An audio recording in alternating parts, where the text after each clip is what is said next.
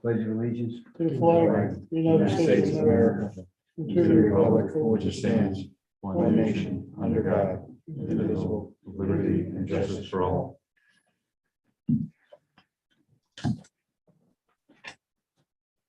Item number 2, public participation.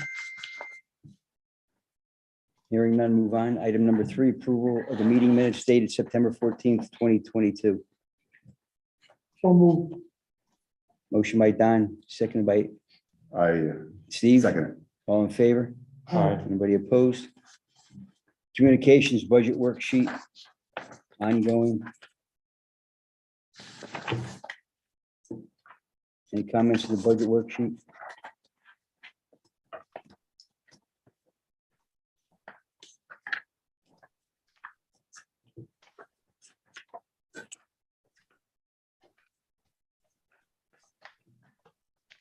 Here, do you look at this? Do I look at it? Yeah. I'm sure you're should be pretty up to it, right? Yeah, I reference it a lot to make sure. All right. Any questions for Garrett and budget worksheet? Moving on, superintendent's report. It's not gonna be here today. It's not, go ahead. Our average daily flow was 1.9 million gallons a day. Got a peak flow of 2.3. All of our numbers were good. We trucked out 65 tons of nitrogen for the month, which is good. We trucked out 23 dry tons of sludge. We've had 45 incident free months.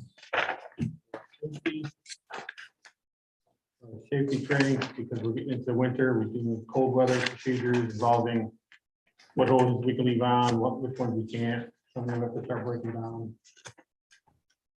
All our chemicals were about the same. We used 2,100 gallons of chlorine, but that season ended September 30th. So that'll be it for the year until next May. There's 120 free complaints months of noise. We have no issued state order complaints for 50 months. The grease is pretty much normal except for lower Route 8. There's sawmill. We had somebody slug something with us. We had about 200 pounds come in there. But you know, you can never figure out where that stuff comes from. Preventive maintenance was the same.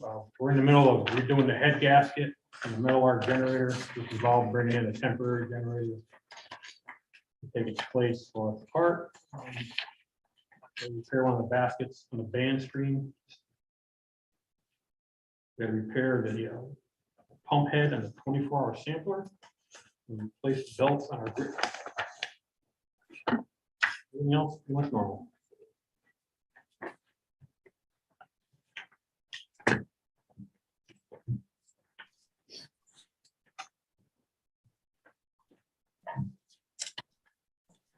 Any questions for Garrett? I'll have mine.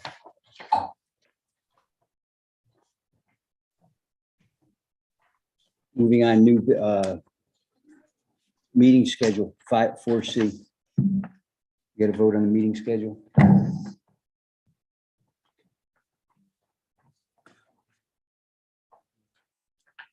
It's got to stay at 4:30. Stay at We have to stay 4:30. at 4:30. Yeah. You prefer anything else? Huh? You prefer anything else? Well, the old 7 o'clock, but I guess they're not open. They close up still then. Yeah, Yeah. City Hall's closed. If they do open, past 6 again, I'd prefer the 7 o'clock. Yeah. Okay, well, we got to vote on this one. Mhm. So anybody want to vote on the meeting schedule for 2023, starting January 11th? Make a motion, we approve the WPCA meeting schedule for 2023. Motion by Don, Oh, because I can't approving second the by Eugene. 2013 WPCA meeting schedule. All in favor? Aye. Anybody opposed? 5A, we're omitting 5A watersheds study. New business, 6A, application 22-111405 Long Hill Avenue. Anybody, excuse me? Yeah, 405, yeah. Yeah, 405, did I say something else? Sorry. Right up there at the podium, please.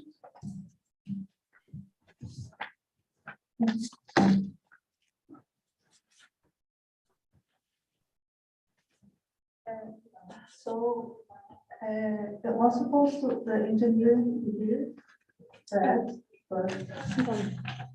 He's on Zoom. Yeah, he's here. Okay. Okay. So my name is Lucimeiri, I am applicant for this property. And I am here today to introduce the plans, but Brad will help you with my presentation. Our engineer is on the call. I don't think you're engineer Fred. Yeah. Our engineer's on there, not Fred. Yeah, Fred's not here.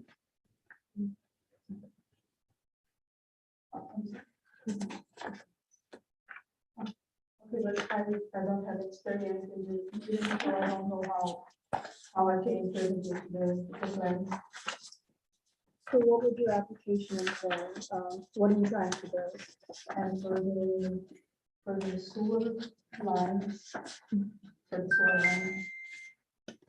Okay, so the first question, and I think I know the answer already by looking at this earlier, is you have approval from planning and zoning Yeah, to move ahead on this application. It's approved by them. yeah. have And I approval. thought I saw the approval. Let's see, where is it? There it is. Okay, here it is right here. Okay, so that's the first step. Second is that you're looking for four units. Yeah. Do you have any engineering on this out of curiosity? Did anybody do any engineering for this on you, for this job? Yeah, There's a set of- his name is Fred, I'm school. Fred D'Amico? Okay. Does he have any analysis on this other than, I understand it, I see it's 4 units. Your daily flow is 840 gallons per day.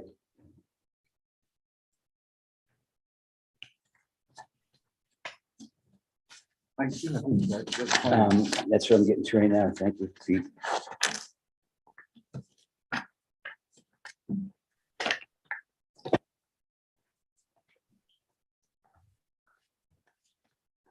Eight 407 shows a pretty good isometric along with the enforcement is.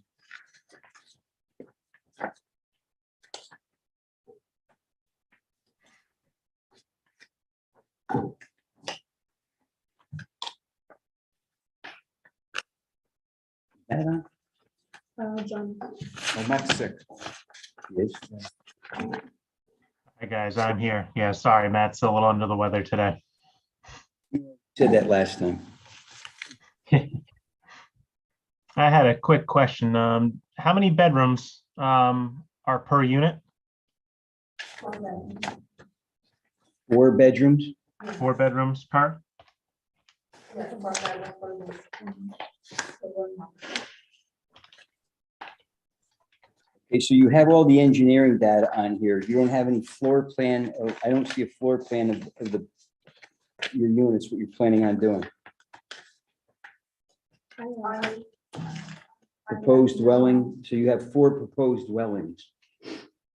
But it doesn't say the layout of how many, other than you're making a note on here, it's a single family home. I emailed Matt last week asking if he needed architectural drawings, and he said he didn't think he needed them. Okay, well, that's something that's required, but something that on this small, in the future, when you read the description, it says we need those drawings. Because what's happened in the past is we have people coming in here and saying, well, they're saying it's four bedrooms, but it's really 5 because they don't want to count an office. Well, an office actually, we deem it as a bedroom. But you have to take a closet out of it to make it into an office. So, because what happens is then you're putting more people in the unit, in the dwelling unit, than is allowed by our standards. I understand. I can send by email. The floor plans? I can send architectural plans by email. Yeah, send them to Matt, please. You have Matt's email, or send them to Ashley. Yeah. Yeah, I have actually email, I can send to her. Okay. John, did you have a chance to look at this at all? I just had a copy of the P and Z approval. I have not gotten a chance to actually look at the application itself just yet. Okay, So once we have all that stuff, if she's able to send in the floor plans and everything, then we can kind of just do it all in one swoop. That would be better. so the next step is you understand that you have to pay our engineer to review this application. Did you know that? No, but. Okay, It's generally a fee, and I'm not gonna tell you this is the exact fee. It's generally $1,500, $2,000. John or Matt will tell you that number, because they have to review all your data, the drawings and your engineer's data here. And then what they'll do is next month, they will give a recommendation, but they will not review this, until it's been, the money is sent over to the WPCA, over to the sewer administrator. okay, I have to pay today. No, you don't have to pay today. So the next thing to do is get hold of Ashley or Ernie. If Ernie's not in, you can talk to Pete, and they'll get you in contact with John or Matt from our in-house engineering service. Okay, and when. It's not a big deal right now, because this is a small enough project where it should be fairly easy. Okay, good. So I'm gonna send the check, and after that, the engineer will be able to review, right? Our engineer will review it. And then by next month, what we do is we accept the application for review. If everybody here agrees, we accept the application for review. Okay, If nobody wants to accept the application for review, then you'll have to make changes based on what anybody says, and I don't think there's gonna be any comment here right now. Generally, we wait for our engineer to comment. This is a smaller project, it's fairly easy, this shouldn't be too difficult, okay. all right? And if everything is okay, if you don't have any concerns, the next month. Next month, you come I will in, get approved for the WPC. you right? come back here next month, talk to somebody in the sewer department, and just make sure you're on the agenda for next month. Oh, there's Fred. You have a drawing here of the layout of the houses? Floor plan? Could we possibly take that from you? It will save the steps. Sure. You can give that to Ashley. The interior floor plans. Interior. The floor plans. Oh, I don't have the floor plans though. You don't have floor plans, Yeah. architecture floor, we need, then you can just get them over to Ashley. Okay. These are just the house plans or the site plan for each lot. That's what you need. No, No. we need the architecturals, floor plans. And I don't know, That's okay, just get them to Ashley, get them to sewer administrator. okay, And we explained the process of how this works. You are familiar enough, you've been around here long enough to understand the process is that it goes to our engineer, Weston and Sampson, they review it, she's got to pay the fee. And then next month, we'll accept the application for review right now. And then next month, we will review it with our engineer, and he'll tell us whether it's approved or not. okay, It's a fairly simple project.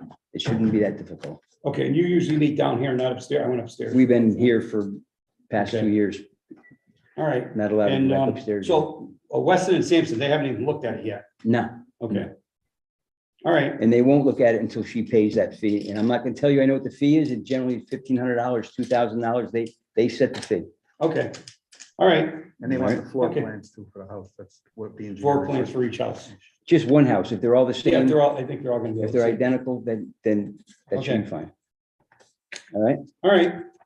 Okay, thank you. All right. Thank you. So we all set? Yep, we just got to vote on whether to accept. Anybody want to make a vote to accept this for review by Weston Sampson? I'd like to make a motion to review this application by Weston and Sampson, Motion by For- Eugene, 71 Anson Drive, No, or no. excuse me, 405 Long Hill Avenue. motion by Eugene, Second, second by Mr. Ramia. Any other discussion? All in favor? aye. Anybody opposed? It should all be received. Bills rendered. 6A. I'm sorry, that's it's actually 6B is, we're omitting that. You don't have a bill today, John? No, I think everything's kind of been squared up, so there's nothing new. Okay. All right. Item 7, the financial statement. So let me stop for a minute and talk about last month. So some of my frustration is that we have been talking about this PDD thing, and it's gotten to the point where I'm just not even sure how we can control it anymore. I'm not sure if it can be controlled. And my opinion is it's up to the planning and zoning to help us with that. Now, the comment was made, well, just we oppose a project. I'm not sure how we oppose a project. It's based on flow. One of the things that's asked, and been looking around, I know you've been in the pink elephant, and I actually have it. I'm sorry to tell you that. The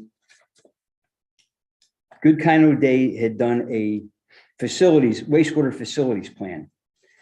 And I think I've told you guys several times over the past couple of years, we've been talking about these PDDs. Back in April 26 on 2004, I put down our updated facilities plan with Good Kind and O'Day's information in it. So here's some interesting facts that I had put based on information from Good Kind and O'Day. Believe it or not, this is prior even to McGuire Group. So the projected population, I'm going to use 2020 because it's easier for me to read on this chart on here. The estimated population of Shelton on the high side is 44,800. The estimated low side scenario is 40,000. Now, I don't know how close that is to what our actual population is now. Right now, we're at almost 41,000. Okay, 41,000. So we're kind of on the low side of this on this scenario, or right around the low side, which is actually, I think is pretty good. The projected sewer population, and that one I know, I kind of know, and I think the projected sewer population on the high side is 20,714. The low side is 17,289. I think from what my data, my findings has been where I think we're around 19,000. So we're close to the high side. So now some of what was discussed in this was presented to Frank Ozak. I don't know how many people remember Frank Ozak. Don, I'm sure you do. The Plan Updated Advisory Committee, that's what this report went to. It was our executive summary. And it talks about growth in all the 12 sewer shed areas. Talks a lot about the DEP and what we're allowed to do and what we're not allowed to do. But the interesting one I thought was the population. I think that look, I'm not telling you this report was a pretty good report, but I guess based for 2014, it actually worked out pretty well. So the one thing that it does discuss in the report is some of these are going to turn, some of these areas were going to be basically a commercial area might turn into a residential area. What we've been seeing that quite a lot. So what Good Kind and O'Day did here was pretty interesting, and I think they kind of hit the nail on the head, believe it or not, for this long, 1999, September 1999. It doesn't mean that we still shouldn't do a new facilities plan that was requested, because this is old. But if you look at some of the numbers, I'm not sure how much it's going to change. Maybe it will change. I don't know. I don't know really. So I think the recommendation is we got to start evaluating a new facilities plan with West End Sampson. I don't know if anybody else has any comments about what happened last month, where this was going. I just don't see how we can object to a project. I'm not going to say our easy out is not, it's never just me, it's all of us as a group. I don't think our easy out is just to deny the project. We have to find, if that's the case, if we think it can be done, then we need to figure out how to do it. And it's got, which means that we have to be able to find language in the facilities plan that supports us not approving a project, which is gonna be kind of hard to do because I spent the past 2 or 3 weeks reading through this thing 3 or 4 times, trying to find something that gives us the ability to do that. I don't know how to do that. But the comment was made, well, somebody else will worry about it. Well, that's not the way, my opinion is that's not the way it works, and that's not the way it worked with the project, the other project that we talked about with that was gonna go on Armstrong Road, Avalon. We tried it, we were asked to do it, and it didn't work. So if there's something in here that we can find that supports that statement, then I'd be happy to know about it. And then it gives us a little bit more beef on the bone to make those kind of judgments that we can't accept it. So I'm going to recommend, and this is, again, it's not on the agenda, so we can put it on the agenda for next month. I think what Ernie was trying to do, the watershed study for 5A that we omitted, I think he was attempting to start that, but he didn't want to, I'm sure he probably, I know he wanted to be here for that. So we need to start the conversation on how we do a new facilities plan. There's a lot of information, believe it or not, in this little booklet. There's also stuff that helps us with our sewer ordinances. I've got all of our ordinances, and this is what I generally refer to when we're trying to deny or approve a project, and I can't seem to ever find it.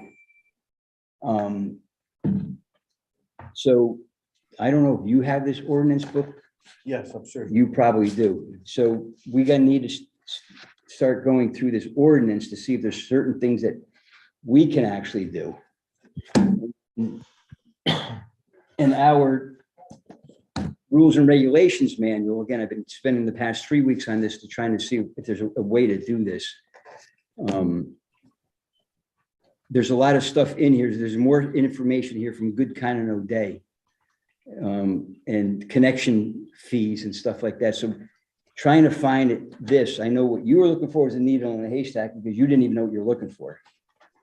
And I'm sorry that you went through that, but I was not in the frame of mind to even tell you to stop because that's okay. You got through it. You didn't find what you needed, but it's all what you're looking for is right here.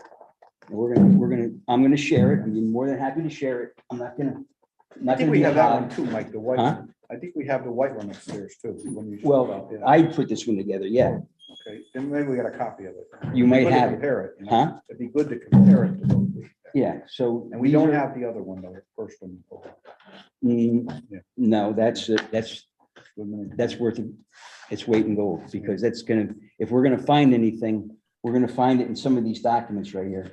Again, I'm not sure how easy that's gonna be, but we'll have to see if we have some leg to stand on. I don't know if anybody else has a comment, but Out of curiosity, was that the first report you pulled up that was, I think, put together in 99 or a study in 99? this one, Is there a standard of how often those, I'll call them master plans, are put You together? know, Every 20 John, years, 30? hey, John, can you answer that?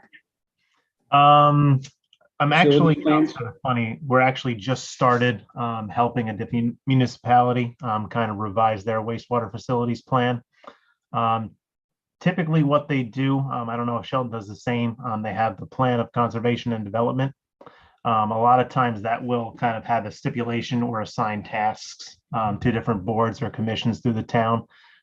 Their plan kind of has them revising it every 10 years or so to kind of keep up with, new developments throughout the town, the city, things like that. So, that's kind of a good kind of benchmark, I think, to keep, every, 10 years to kind of keep up to date with what's going on.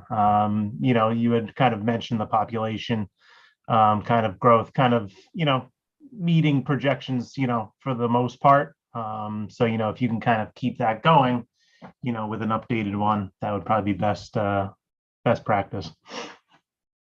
No, we're on 23 years, so that's not a good track. Yeah, record.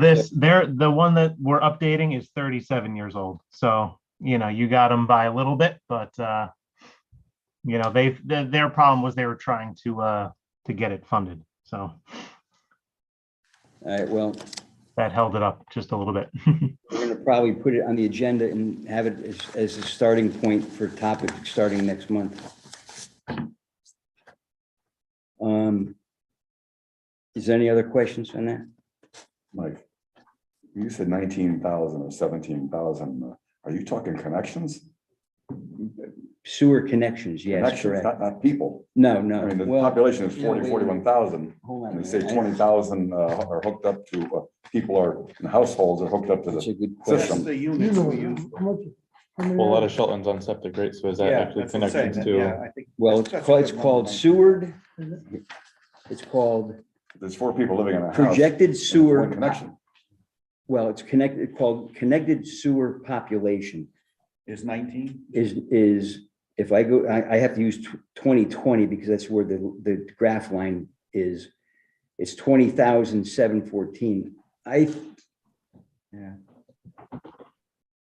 I'm trying to think, the overall budget was what? Remember? 19,000. Yeah, that's what I thought, EDUs. the EDUs, yeah, That's what why I I'm thought, saying that, because I'm 90,000. We're thinking very our- close to that, yeah.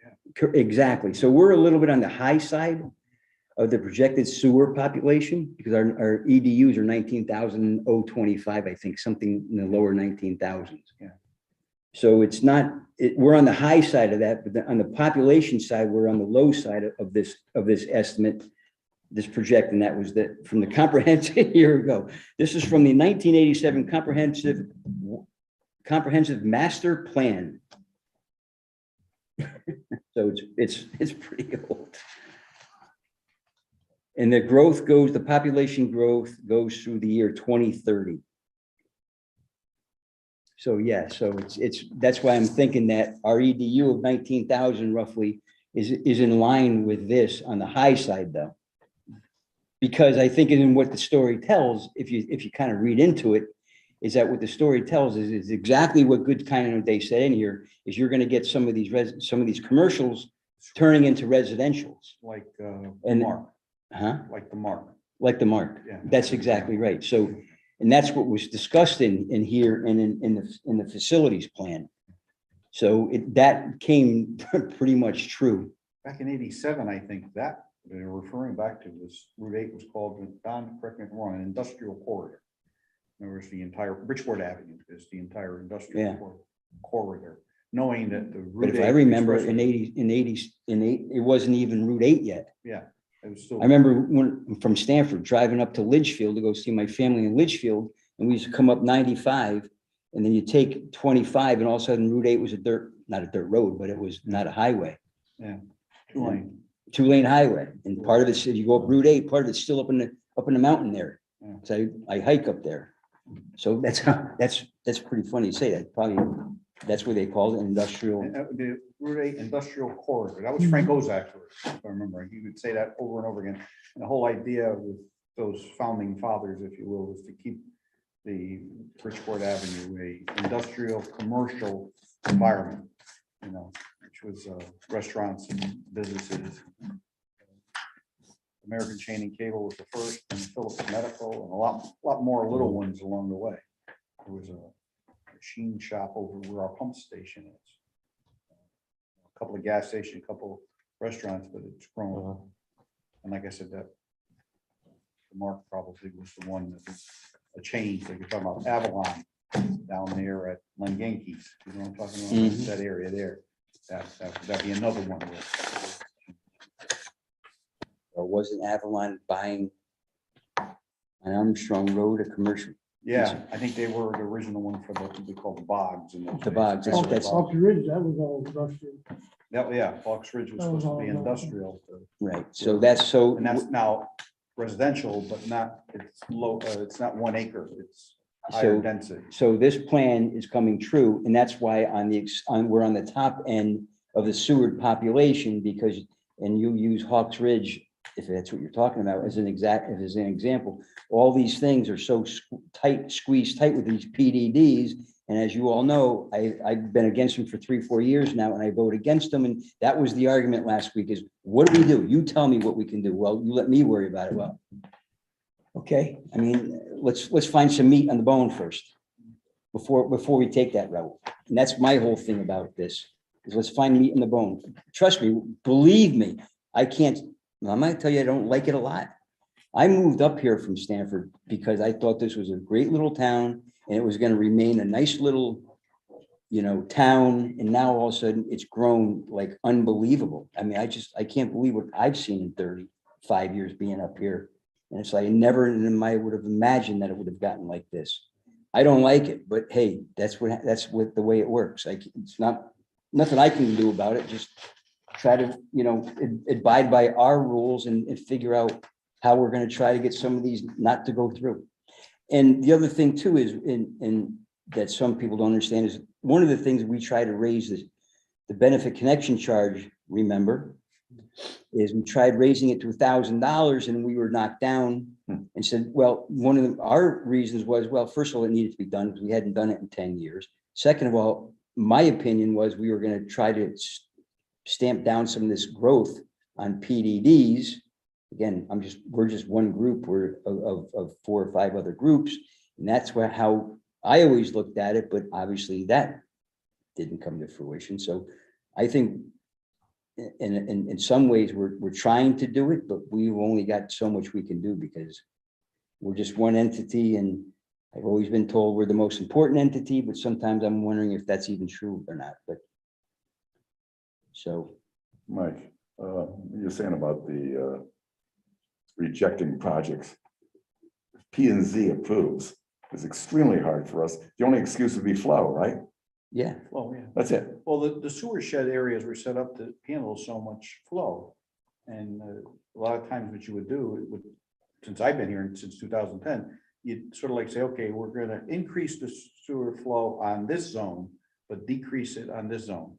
So it was like, a balancing act. So as a matter of fact, that was one of the things that I'm sure everybody who's been here more than 5 years remembers that. That's been one of my other arguments, is because they put in this report, and I put in this report from Good Kind of No Day, is that we have zone 9. Zone 9's got 25,000 gallons. Now, all of a sudden, we're taking 25,000 gallons out of zone 9 and we're putting it over in zone 12 because zone 12 is running out of gallons. Well, in reality, we are moving it around. And I don't like that, because that's how this report was always put together. And I always saw this as the PDDs are the culprit. And they were handing out PDD. Look, I'm not telling you planning and zoning or anybody else is wrong. All I'm just giving you is my observations. I can't argue with anybody because I don't have, it is what it is. You learn to just live with it. But I saw us changing these zones all the time. And it got so out of control. It's like, you got to be kidding me. This is not working, because we're taking 25 out of here to satisfy this developer over here. And I've actually had several conversations with Virgil about this from Fuss O'Neill when they were our engineer. I said, how do you stop that? And his answer always was to me, and that you don't. You have a 4 million gallon plant, and your average is 2.5 million a day. Your peak is 10 or 12 million. No, What's our peak? 12 million, you're in trouble. Well, that's a rainy day. That's our, We're running about 2 million now. We'll peak about 2.6, 2.8. okay, right. But that's been very dry. When it rains, the whole Right, scenario changes. Some of the worst days on the pinwheel, you've seen capacity go to 12 million, right?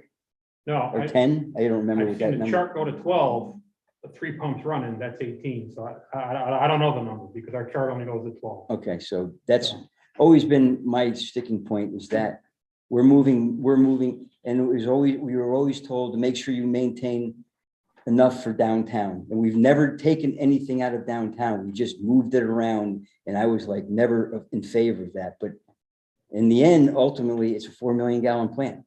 And your peaks are 2.6 million. So how do you deny it? And I've actually had some discussion with some other outside attorneys about this that have done work with WPCAs before. And look, not that this is record, but I'm going to say it anyways. They say, Mike, I'm going to fight you on it because I know you have the capacity. And the comment was, it's that simple. And I know that. And I don't, how do we, I shouldn't say, how do we fight that? I don't know. We're going to try to find out a way, because I don't like the growth either, to be honest with you, but it doesn't matter what I like or don't like, it's just. That's, So the that's, sharing of zone to zone is like, and you over the, like, by, if you look at it now in square miles, now this area is overpopulated, this area is underpopulated. Now in 50 years, when someone wants to build a home here again, there's not gonna be no capacity. You're gonna look at that land and say, there's nothing even built here. Because all that capacity is used somewhere else. well, It's not in, growing evenly then. well, yeah, also in this report, and what we made sure we did, and Tom Sim was a really big help with that, is what we called unconnected, what were they called? Unconnected.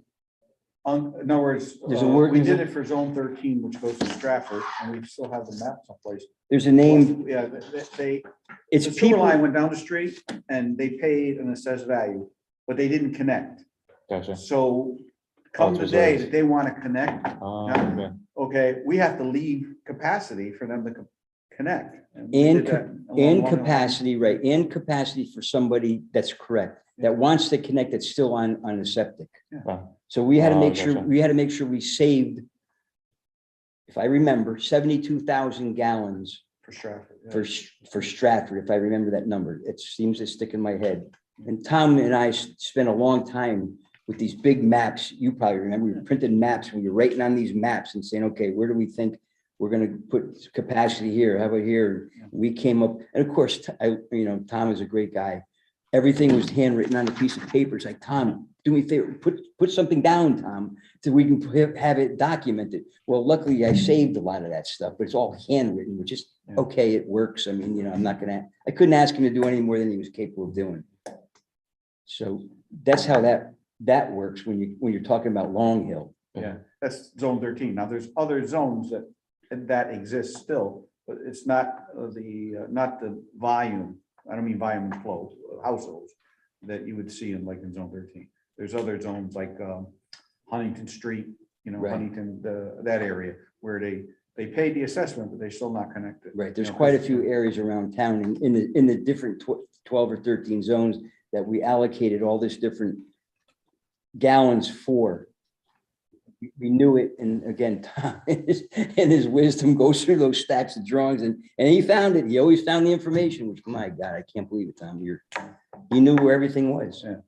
And That was again, you have to reserve that gallon. reserve Yeah, capacity. start adding them up, and it adds up. Now, one place they can't, they're per the ordinance, you can't go up East Village Road. They're never allowed to cross 110. Oh, It's a really? sewer avoidance. Sewer avoidance areas. There's several of those areas in town. The Mohegan sewer, Road, My property is on the corner of 110 in this village, so I'll never be able to connect. I guess. No. School Street. Yeah, Monroe Road, yeah. you Yeah. can't cross Uh, 110.